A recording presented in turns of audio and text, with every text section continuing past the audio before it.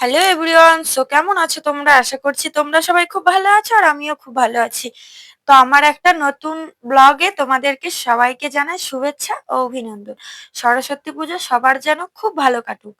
তো আমি আজকে সরস্বতী পুজোর জন্য বাড়িতে কি রান্না হচ্ছে সেই রেসিপিটাই তোমাদের সাথে একটু তুলে ধরলাম।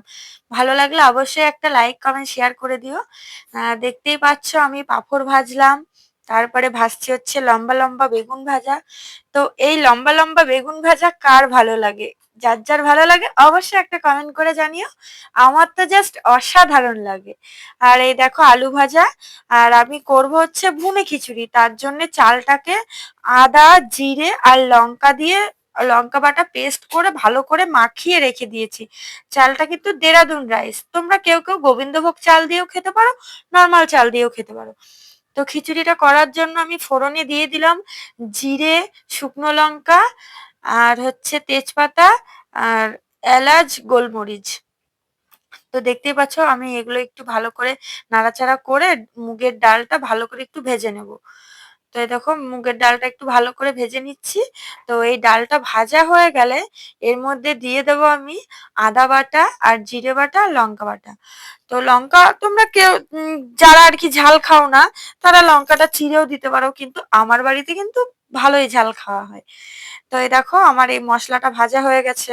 তারপরে আমি অন্য একটা গ্যাসে তোমার হচ্ছে জল বসিয়ে দিয়েছি, তার মধ্যে দিয়ে দিলাম একটু ঘি আর হচ্ছে কাঁচা লঙ্কা। তো তারপরে ডালটা দিয়ে দিলাম। আর আমার কড়াইটা তো পুড়ে গেছে কেন জানো? আমি কড়াইটা বসিয়ে দিয়ে আমি উপরে চলে গেছিলাম, এসে দেখছি কড়াইটা আমার পুড়ে এরকম হয়ে গেছে। তো যাই হোক চলো, ডালটা আমি দিয়ে দিলাম জলের মধ্যে। তারপরে এই দেখো চালটা আমি মাখিয়ে রেখেছিলাম, সেটা তো তোমাদের বললাম। তো এখন আমি চালটাকে ভেজে নিচ্ছি, একটু ভালো করে চালটাকে ভেজে নেব। ভেজে নেওয়ার পরে আমি হচ্ছে দিয়ে দেবো জলের মধ্যে। তো এই দেখো দিয়েও দিয়েছি। তো দেখতেই পাচ্ছ, কিন্তু এটা কিন্তু গ্যাসটা আস্তে দিয়ে দিয়ে করতে হবে, না হলে কিন্তু খিচুড়িটা কিন্তু ভাতের মতন ঝরঝরা হবে না। এটাকেই কিন্তু ভুনে খিচুড়ি বলে। আর এই দেখো খিচুড়িটা কিন্তু আমার হয়ে গেছে। আমি তো তোমাদের সাথে কথা বলতে বলতে আমার খিচুড়িটা প্রায় কমপ্লিট। তো এই দেখো খিচুড়িটা আমি নামিয়ে নিয়েছি, দেখতেই পাচ্ছ। দেখে কার কার লোভ লাগছে প্লিজ একটু কমেন্ট করে জানিও। খিচুড়িটা কিন্তু ঝরঝরা হয়েছে। বেগুন ভাজা, পাঁপড় ভাজা, আলু ভাজা। তো চলো, আর এটা হচ্ছে আমাদের পাড়ার পুজো। তো দেখতেই পাচ্ছ এই যে ছেলে এখানে এসে অঞ্জলি দিল। এই দেখো আমাদের ঠাকুরটাকে কেমন লাগছে একটু কমেন্ট করে জানিও। আর দেখতে পাচ্ছ ছোট্টখাট্ট প্যান্ডেল। তো আমাদের পাড়াতেও কিন্তু খিচুড়ি হচ্ছে। এই দেখো এই দিদিভাই হচ্ছে খিচুড়ি রান্না করছে। তো হবে পাড়ার সবারই নেমন্তন্ন আছে।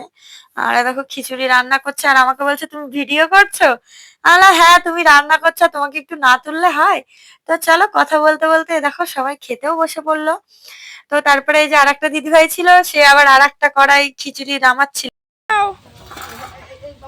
হ্যালো গাইস, দেখতেই পাচ্ছ এই যে আমাদের এখানে এখন খিচুড়ি রান্না হচ্ছে। যে একজন লঙ্কা ছাড়াচ্ছে, এই যে আরেকটা দিদিভাই রান্না করছে।